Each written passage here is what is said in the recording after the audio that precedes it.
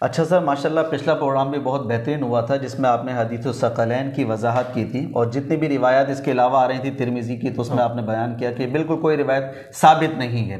اب میں ایک اور روایت آپ کے سامنے ذکر کرتا ہوں، وہ بھی کثرت کے ساتھ ہمارے یہاں بیان کی جاتی ہے اور بڑا المیہ ہے کہ بس بغیر شرح کے، بغیر وضاحت کے، بغیر شارحین کے اس کو بیان کر دیا جاتا ہے۔ وہ روایت یہ ہے کہ علی سے صرف مومن ہی محبت کر سکتا ہے، اور اگر کوئی بغض رکھتا ہے تو اگر کوئی علی سے بغض رکھتا ہے تو سمجھو وہ مومن نہیں ہے۔ ایک روایت بیان کی جاتی ہے۔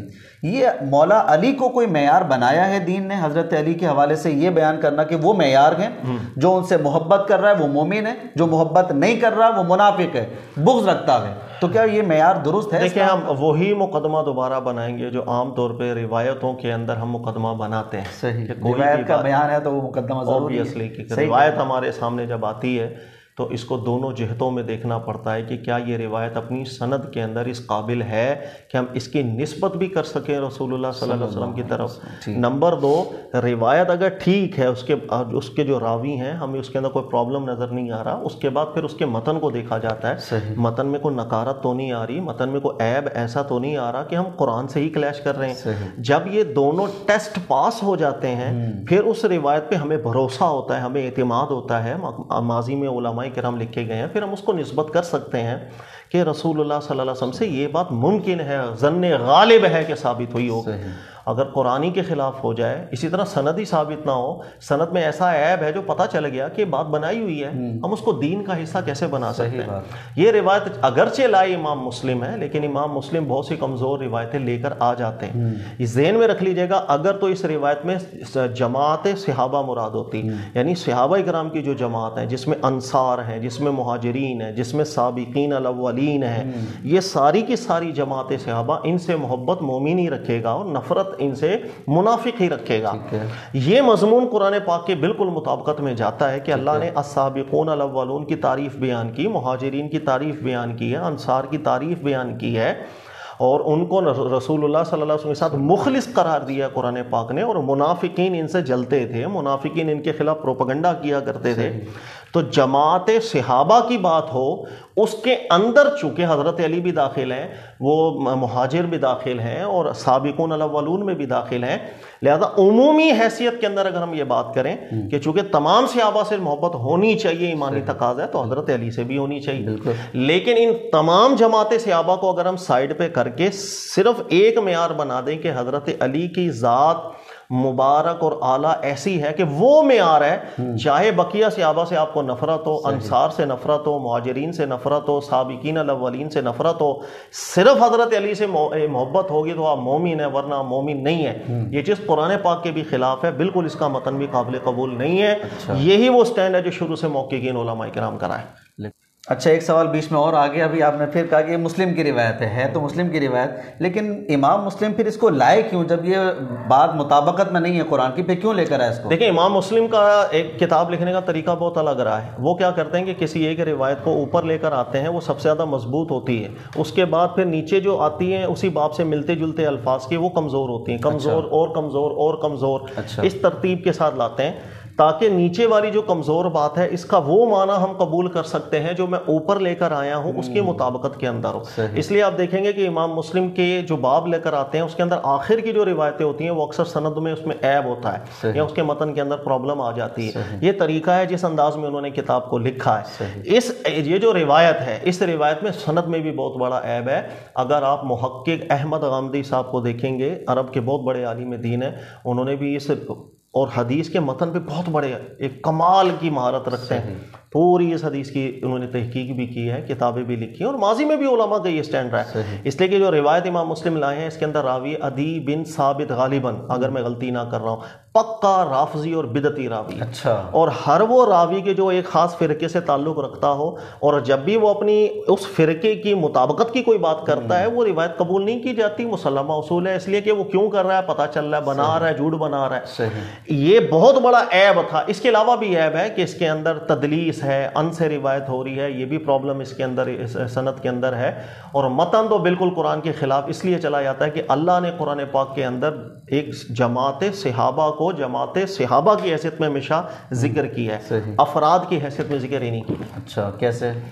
آپ جتنی بھی آیات دیکھ لیں والسابقون السابقون، جمع کا ذکر آ رہا ہے، سب صحابہ شامل اس کے اندر، جمع کے صیغہ آ رہا ہے. اسی طرح آپ دوسری آیت دیکھیں، اللہ نے فرمایا وَكَذَلِكَ جَعَلْنَاكُمْ أُمَّةً وَسَطًا، میں نے تمہیں امت وسط بنا، کسی ایک فرد کو یا پوری جماعت کے حوالے سے اللہ نے کلام. اچھا آگے ہی دیکھیں لِتَكُونُوا شُهَدَاءَ عَلَى النَّاسِ وَيَكُونَ الرَّسُولُ عَلَيْكُمْ شَهِيدًا، اور اللہ نے فرمایا تاکہ تم پوری کی پوری جماعت لوگوں پر شہداء کے درجے پر قائم ہو جاؤ اور اللہ کے رسول تم پر شہید ہوں. شہادت کا جو مرتبہ ہے جو جس کو قرآن ذکر کرتا ہے، یہ دو حیثیتوں میں، ایک قیامت کے روز ہوگا اور ایک دنیا کے اندر ہے. قیامت کے روز بھی اللہ نے ذکر کیا ہے فَكَيْفَ إِذَا جِئْنَا مِن كُلِّ أُمَّةٍ بِشَهِيدٍ وَجِئْنَا بِكَ عَلَىٰ هَٰؤُلَاءِ شَهِيدًا، کہ قیامت کے روز ہم ہر امت سے بھی شہداء لے کر کے آئیں گے اور آپ کو ان سب کے اوپر شہید بنا کر کے پیش کریں گے. تو شہداء کی ایک مقام قیامت کا بھی ہے. ایک اس دنیا کے اندر وہ یہ ہے، حضرت موسیٰ علیہ السلام کے بعد، یہ نارملی ہم نے اپنے کئی پچھلے بیانات میں بھی ذکر کیا، پھر نبوت اور رسالت کا سلسلہ صرف بنی اسرائیل میں رکھ لیا گیا تھا، لیکن پوری دنیا تک نیکی کی دعوت اور دین کا پیغام پہنچانے کے لیے یہیں کے قافلے جایا کرتے تھے، اللہ کے نبی بھیجتے تھے. اور جس زمانے میں اللہ کے نبی اور رسول نہیں ہوا کرتے تھے، یہ ذمہ داری امت کے اوپر تھی، وہ جاتے تھے. دیکھیں رسول شہید، امت شہید، یعنی دونوں کا مقام و مرتبہ اور منصب ایک اللہ نے دے دیا تبلیغی حوالے سے. لہذا جب کبھی کسی قوم میں نبی اور رسول نہیں ہوتے تو بنی اسرائیل پر یہ ذمہ داری تھی کہ وہ اس پیغام کو لے کر کے آگے جائیں گے. اسی طرح اللہ کے نبی صلی اللہ علیہ وآلہ وسلم کے بعد چونکہ نبوت ختم ہو چکی ہے، اب یہ ذمہ داری امت کی ہے کہ اس پیغام کو احسن طریقے کے ساتھ پوری دنیا میں آپ پہنچائیں گے جتنی آپ کی استطاعت ہے. یہ مقام شہادت کہلاتا ہے جو حضرت موسیٰ علیہ السلام پر تورات نازل ہونے کے بعد سے یہ مقام چلتا ہوا آ رہا ہے. تو کہنے کا مقصد قرآن پاک نے جب کبھی ذکر کیا بے حیثیت جماعت ذکر کیا. اسی طرح اللہ تعالیٰ مدح کے مقام پر یہ آپ دیکھ لیں جب بھی جماعت کو ذکر کرتے ہیں وَالَّذِينَ مَعَهُ أَشِدَّاءُ عَلَى الْكُفَّارِ رُحَمَاءُ بَيْنَهُمْ تَرَاهُمْ رُكَّعًا سُجَّدًا يَبْتَغُونَ فَضْلًا مِّنَ اللَّهِ وَرِضْوَانًا سِيمَاهُمْ فِي وُجُوهِهِم مِّنْ آثَارِ السُّجُودِ. جو رسول اللہ صلی اللہ علیہ وسلم کے ساتھ والے ہیں آپ دیکھیں گے یہ کفار پر شدید ہوتے ہیں، اللہ کے دشمنوں کے خلاف سخت ہوتے ہیں، آپس میں نہایت نرم دل ہوتے ہیں.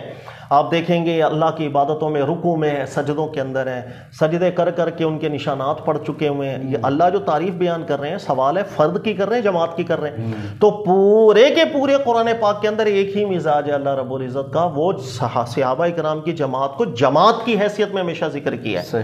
اگر کبھی کسی سے خطا بھی ہوئی ہے قرآن نے اس خطا کو بھی بیان کیا، خطا پر معافی کا بھی ذکر قرآن پاک نے کر دیا. سبحان اللہ.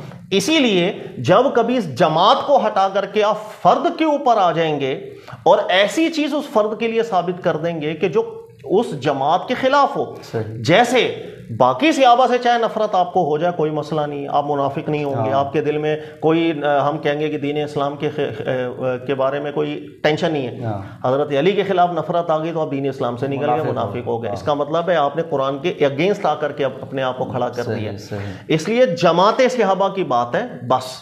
چونکہ اس جماعت صحابہ میں بہت بڑا اور اعلیٰ اور اولا مقام حضرت علی کا اس لیے آتا ہے، وہ مہاجرین میں سے بھی ہیں، وہ سابقین الاولین میں سے بھی ہیں، اس لیے وہ بدرجہ اولا اس چیز کے اندر داخل ہوتے ہیں. صرف ایک خاص حیثیت کے اندر ہم بالکل قرآن کے خلاف چلے جاتے ہیں. اچھا بھی جو آپ نے آیت پاک پڑھی سیماہم فی وجوہہم من اثر السجود، کہ ان کی پیشانیوں میں سجدوں کے اثر ہیں، تو اس اثر سے کیا مراد ہے؟ کیا یہ جو آج کل نشان بن جاتا ہے سجدہ کر کر کے کالا پڑ جاتا ہے ماتھا، یہ مراد ہے اس سے؟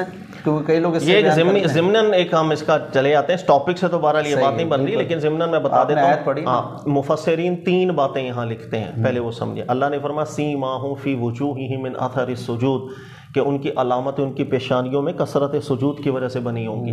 ایک تو اس کا ظاہری معنی ہے کہ کثرت سے جب آپ سجدہ کرتے ہیں اور مٹی والی زمین پر کریں، جیسے صحابہ کرام کے دور میں کچی زمینیں ہوتی تھیں تو نشانات پڑ جاتے ہیں. تو یہاں پر جو ایک نشان پڑ جاتا ہے جسے ہم غالباً محراب بولتے ہیں، محراب، وہ نشان پڑ جائے. اگر کوئی جان بوجھ کے کرے گا ریاکاری اس کی نیت وہ جانے، لیکن جو سچے دل سے کر. ایک قول اس کے اندر یہ ہے کہ یہاں ظاہری معنی شاید مراد نہ ہو، روحانی معنی مراد ہو، مجازی معنی مراد ہو. اللہ بیان کر رہے ہیں کہ وہ اللہ کی بارگاہ میں رکوع اور سجدے اتنے کرتے ہیں کہ اس سجدے کی نشانیاں ان کے چہروں پر آیا ہیں. اس سے وہ مجاز اس طرح لیتے ہیں کہ جیسے اللہ نے قرآن میں ذکر کیا ان الصلاۃ تنہی عن الفحشاء والمنکر، کہ نماز اپنے حقیقی روح کے ساتھ جب پڑھی جاتی ہے تو انسان کے اندر تبدیلیاں ایسی آتی ہیں کہ وہ فحش سے دور ہوگا، منکرات سے دور ہونے لگ جائے گا۔ یعنی نماز اپنے اثرات دکھائے گی، اور اثرات کیا دکھائے گی کہ وہ برائیوں سے اللہ کے قریب ہو رہا ہے، شیطان سے دور ہوتا جا رہا ہے۔ تو یہاں بیان کرنا اللہ کا مقصود یہ ہے کہ تراہم رکعا سجدین، کہ وہ رکوع اور سجدہ اللہ کی عبادت کرنے والے ہیں، اور سادی عبادت نہیں کر رہے کہ ٹکرے مار کے جا رہے ہیں منافقین کی طرح، بلکہ اللہ فرما رہے ہیں سیماہم فی وجوہہم من اثر السجود، اس عبادت کا اثر ان کے چہروں سے نظر آ رہا ہے کہ وہ شیطان سے دور ہو رہے، اللہ کے قریب ہو رہے۔ یہ دوسرا معنی بعض مفسرین نے ذکر کیا۔ تیسرا معنی اس کا کئی مفسرین ذکر کرتے ہیں کہ یہاں مراد ہے قیامت کے روز کی بات ہے، سیماہم فی وجوہہم من اثر السجود، کہ قیامت کے روز ان کے چہرے الگ ہی دکھیں گے کہ اللہ کی عبادت والے چہرے ہیں۔ یہ نارملی 3 اقوال مفسرین ذکر کرتے ہیں۔ درست بات اس کے اندر یہ ہے کہ اس آیت میں تینوں ہی مراد ہیں، کسی ایک کو الگ کرنے کی ضرورت ہی نہیں ہے۔ بھائی مجاز اس وقت آپ کو ٹینشن دیتا ہے اگر حقیقت سے متعارض ہو جائے، اگر حقیقت کے ساتھ جمع ہو رہا ہوگا پھر وہ مجاز آپ کو ٹینشن نہیں دیتا، یہ مسلمہ اصول ہے۔ تو اللہ نے ذکر کیا کہ ان کے سجدوں کے اثرات ان کے چہروں پر ہیں، ظاہری بھی کثرت سجدہ کرنے سے ظاہر نشان پڑے گا، کوئی بھی کام آپ ہاتھ سے زیادہ کریں ہاتھوں پہ نشان پڑ جاتے ہیں، گھر کی خواتین چھری کا زیادہ کام کرتی ہیں انگلیوں پہ چھریوں کے نشان ہو جاتے ہیں، تو ایک نیچرل فینومینا ہے، تو یہ ان کے ظاہری نشان بھی ہوتا ہے۔ لیکن اللہ نے فرمایا یہ ظاہری نشان جو ہے یہ ریاکاری کا نہیں ہوگا، یہ ہوگا ان الصلاۃ تنہی عن الفحشاء والمنکر، یہ سچی عبادت کرنے والے کہ ان کے اثرات روحانی طور پر بھی ان سے ظاہر ہوں گے، اس دنیا میں بھی ہوں گے اور آخرت میں بھی ہوں گے۔ تو یہ تینوں ہی معنی یہاں پر مراد ہیں، یہاں پر کسی ایک معنی کو خاص کرنے کی ضرورت نہیں ہے۔ کسی کا وہ نشان بن گیا تو اس کا مذاق نہیں اڑانا چاہیے، کیونکہ آیت کے ممکن آیت میں داخل ہی ہے، بالکل مذاق نہیں بنانا چاہیے، بالکل۔ ہاں اگر کوئی شخص ایسا ہے وہ ریاکاری کرتا ہے، وہ اس کی وبال، کوئی نماز پڑھتے ہوئے ریاکاری کر رہا ہے، کوئی صدقہ دیتے ہوئے کر رہا ہے، کوئی غریب کو اس لیے دے رہا ہے کہ ذرا فوٹو کھنچ جائیں اور اخبار میں چھپ جائے، سوشل میڈیا پر آ جائے، اس کی نیت اللہ جانے، اللہ اجر دیں گے، اللہ اس کو ثواب دیں یا نہ دیں، لیکن ہم کسی کے دل کو کھول کے دیکھنے والے نہیں ہیں۔ بہت سے لوگ ہوتے ہیں، یہ اسکن پر بھی ڈیپینڈ کرتا ہے، کئی لوگوں کی جو جلد ہے وہ بہت نازک ہوتی ہے، وہ چند روز ہی نماز پڑھیں تو ان کے نشانات ظاہر ہو جاتے ہیں، اور کئی لوگوں کی جو جلد ہے بڑی سخت قسم کی ہوتی ہے کہ وہ بہت عرصے تک نماز پڑھیں، سجدے کریں، پھر نشان ظاہر ہوتا ہے۔ اس میں کوئی ٹینشن والی بات نہیں، کسی کے دلوں کے اندر جھانک کے فتوے دینے کی ضرورت نہیں ہوتی ہے، ہر بندہ جو وہ نیت کر رہا ہے اسی حساب سے اللہ کی بارگاہ میں پھل لے لے گا، اجر لے لے گا۔ ٹھیک ہے سر، بہت شکریہ۔